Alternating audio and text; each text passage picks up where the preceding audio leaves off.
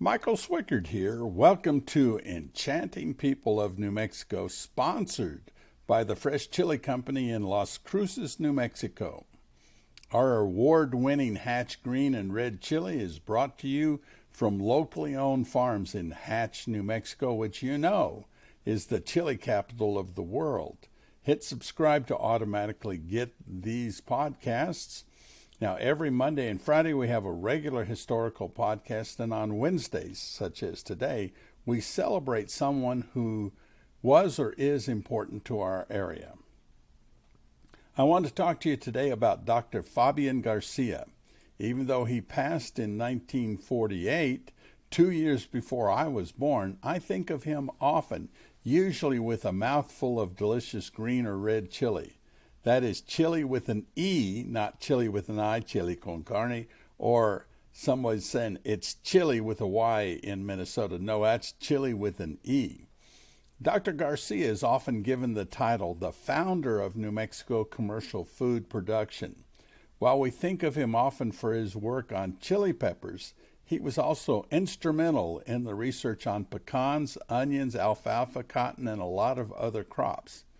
There are a couple of buildings named for Fabián García on the campus of New Mexico State University and the Fabián García Agricultural Research Center, which is located west of the campus.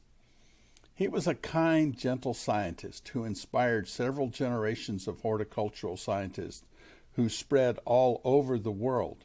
At his death in 1948, he left his entire estate of what would be today $1.1 million in our today dollars to build a dormitory for students who were financially challenged. It was a special synchronicity that brought him and his leadership in scientific horticulture research to southern New Mexico just as the Rio Grande project produced Elephant Butte Reservoir, so farmers of this area had abundant water for their commercial growing fields, along with, and the third thing was the railroads, so produce could be produced here and then shipped all over the United States. The agricultural potential of southern New Mexico was realized by these three coming together at just the same time. Fabián García was born in Chihuahua, Mexico in 1871. Unfortunately, was orphaned at age 2. His paternal grandmother brought him to New Mexico, which was then a U.S. territory. He ended up in the Mesilla Valley in 1885 when his grandmother was employed by the Thomas Casad family.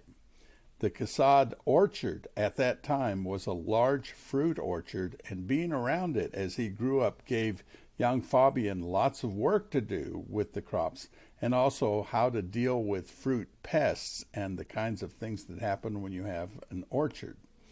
At age 18, Fabián became a naturalized U.S. citizen and in fact was in the first graduating class of New Mexico College of Agriculture and Mechanic Arts in 1894. That institution in 1960 changed its name to what you know, New Mexico State University. Agriculture and scientific research were his passions, but even though he was a small, thin student, he played on the Aggie football team. The football field was where Skeen Hall is currently located, southwest of the intersection of University and Espina on the NMSU campus. Coach John Miller was the player coach who recruited every boy, in the college to just have enough players to have a team. He was a team member and also the coach. The field was called Miller Field, perhaps after him, and was the way that the Aggies played until Aggie Memorial Field was created many years later. Fabián García was always interested in growing plants, so after graduation he attended Cornell University in Ithaca, New York, where he received a Master's of Science degree specializing in horticulture. In 1906, he returned to his beloved Mesilla Valley and became a professor of horticulture, which he remained until his retirement in 1945. In 1913, this is really important, In addition to being a professor of horticulture, he became the director of the State Agricultural Experiment Station, which allowed him the research ability to which he is remembered today. Part of that research was centered on the irrigation made possible by at that time, the largest man-made dam in the world, Elephant Butte Dam and Reservoir. Previously, the spring floods came and then the water was mostly gone for the rest of the year. The Rio Grande project, which started in 1895 with a survey of where a dam could be built. Initially, the current location was selected, but then there was a concern that the rock floor would leak the water from the pressure, so another site was considered in El Paso, where I-10 goes right by the Franklin Mountain. But that would flood miles and miles of good growing land, so they didn't want to do that. Engineers found a way to adequately plug the floor of the current location of the dam, and in 1913, that was when the dam started filling. And by 1917, the dam and the reservoir was full. The researchers at State Agricultural Experiment Station dove into the research because farmers in the Mesilla Valley, Hatch Valley, and northward appeared at that time to put too much water on their crops. For once, there was plenty of water available to water fields, and they thought a little's good and a lot is better.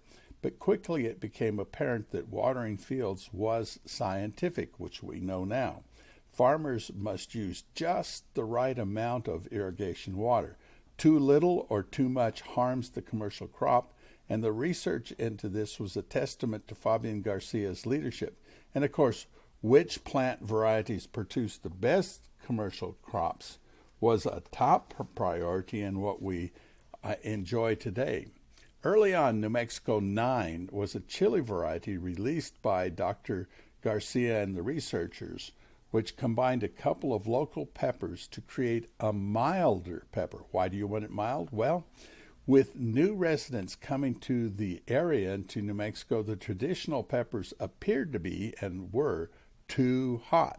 So here was a chili that had a great flavor but was not quite as hot with capsaicin, and so it better suited new residents.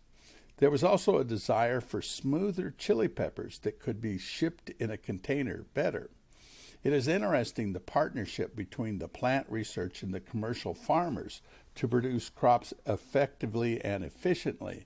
That's why New Mexico is agriculturally centered, was all of that research. Over the years, much of the commercial production in southern New Mexico was driven by the research, such as when they were researching chilies to make it taste more commercially acceptable. And again, also the shape. But there was also constant improvements in alfalfa, cotton, onions, pecans, turf grass, and many more commercial products. None of these improvements in the products and efficiencies of the crops happen by accident. It is what a research facility does. It's interesting that the onion production program at New Mexico State University is one of only 2 public onion breeding and production programs in the United States, and one variety, this is going to come back to Fabián García, one variety currently of onion is the New Mex Fabián García variety of onions. I haven't tried it, but I intend to. Now let me mention something. Over more than 100 years of agricultural products, they have been constantly improved for shape, flavor, pest resistance, growing season length, and a myriad of other details that we rarely think about, though we enjoy chili, pecans, onions, and many other harvests produced in southern New Mexico. It all goes back to Fabián García.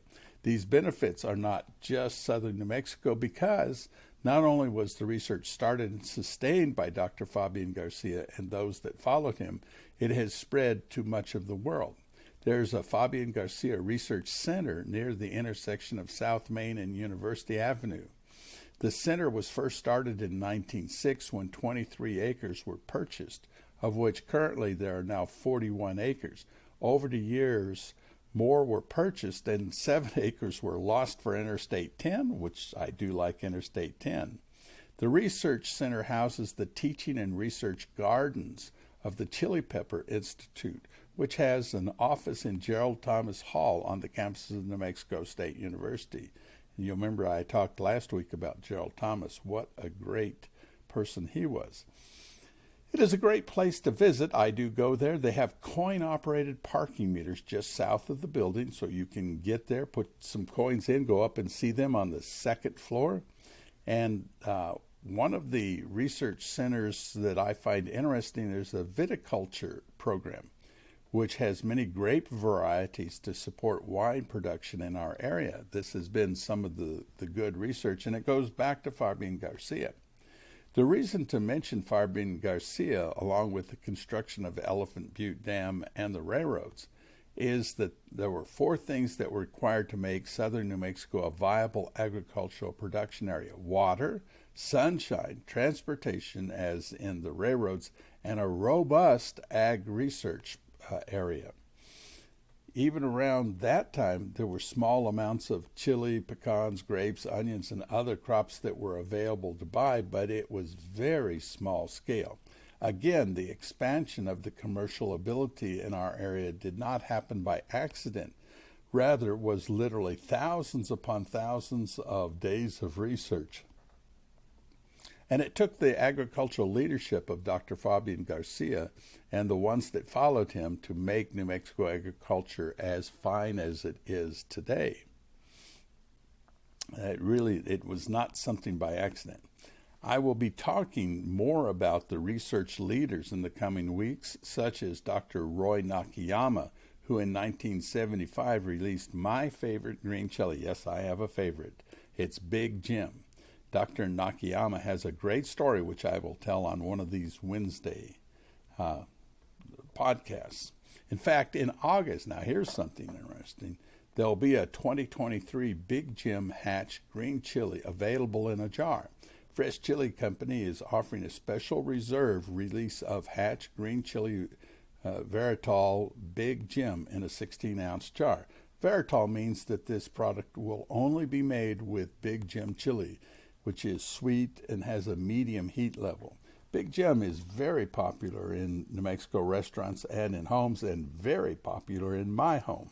The harvest of the Big Jim crop is anticipated to be in the middle of August 2023, with the first product available for you to get a couple of weeks later. Customers can pre-order this product now at the Fresh Chili Company. You can go to freshchilico.com and you can pre-order it if you so desire. We do want to really, when you see Garcia Hall or any of the name of Fabián García on things, we want you to remember what an improvement Fabián García made to our area, and that we are better off with our chili, cotton, pecans, onions, everything else because of Fabián García. Michael Swickard here. This is the Enchanting People of New Mexico podcast. We do this every Wednesday. These podcasts are sponsored by the Fresh Chili Company in Las Cruces, New Mexico. Hit subscribe if you would like to automatically get these podcasts. And remember, Monday and Friday we do regular ones with history and a lot of different items. And every Wednesday we do an interesting person. Last week we did Dr. Gerald Thomas, very interesting fellow, and we had Fabián García today, and we will be doing Dr. Roy Nakayama soon, and other people like that. We'll always have lots of news and stories of New Mexico. If you have something you want me to talk about, or especially if you have someone you would like me to talk about, you can write to michael@freshchilico.com. That's freshchilico all together, no dots until you get to .com. michael@freshchilico.com. Have a great rest of your day, and oh yes, eat plenty of good Hatch Valley chili. Like I always say, some chili is good, more is better. Have a good day.